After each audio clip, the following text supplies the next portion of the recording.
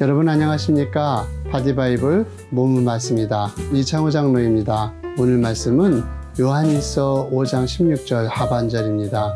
하나님은 사랑이시라. 사랑 안에 거하는 자는 하나님 안에 거하고 하나님도 그 안에 거하느니라. 오늘 나눌 말씀은 감정을 지배하는 감정이 있다입니다.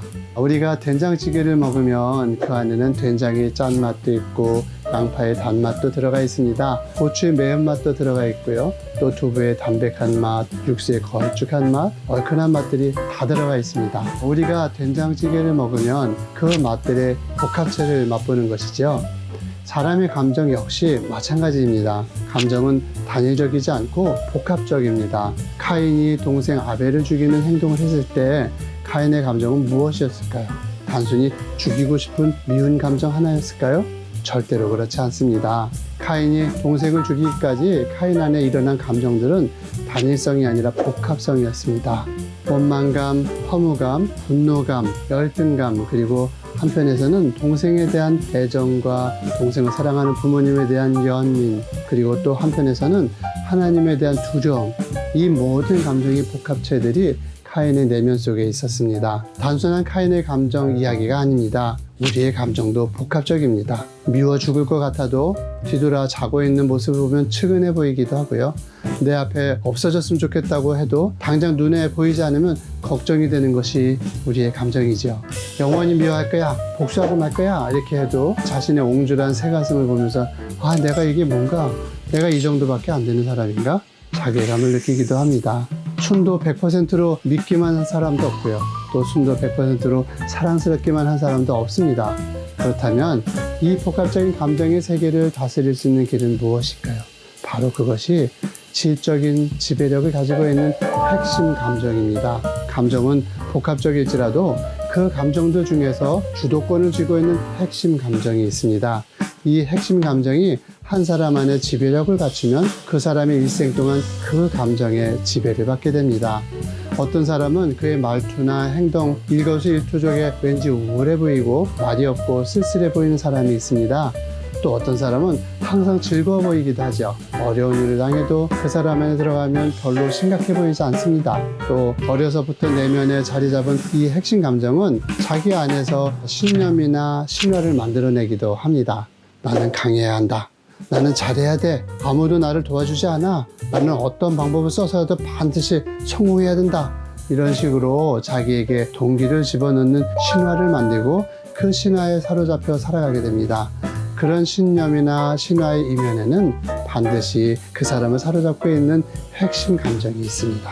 우리가 일상에서 느끼고 있는 감정이란 사실 나를 지배하고 있는 핵심 감정이 다른 감정들이 섞여서 나타나는 느낌입니다. 예수님을 3번 부인했던 베드로와 예수님을 팔아먹은 가룟 유다나 별 차이가 없습니다.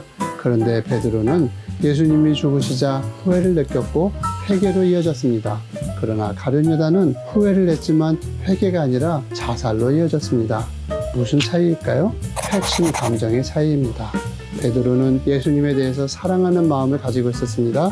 그 사랑하는 마음에 예수님을 부인했던 죄책감이 더해졌을 때 자살이 아닌 회개로 이어졌습니다.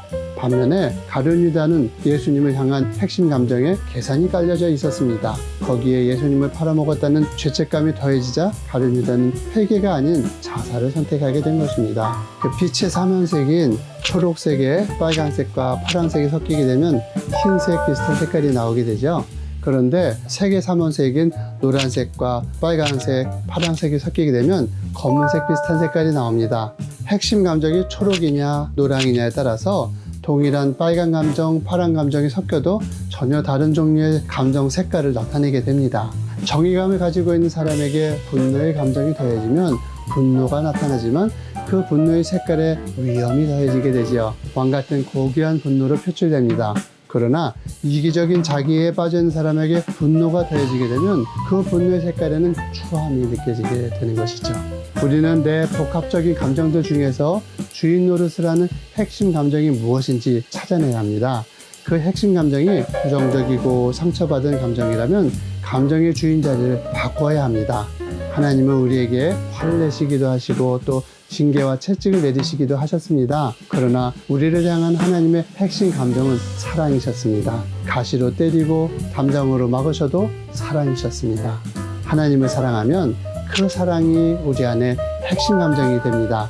하나님을 향한 사랑이 우리 안에 있다면 그 감정이 우리 안에 복합적인 감정들을 지배합니다. 분노가 일어나도 미움이 일어나도 사랑이 있다면 사랑이 됩니다. 이상으로 선한 목자를 따르고 싶은 이창우 장로였습니다. 하나님을 사랑하십니까? 그렇다면 오늘 여러분이 느끼는 감정들은 사랑으로 결론이 날 겁니다.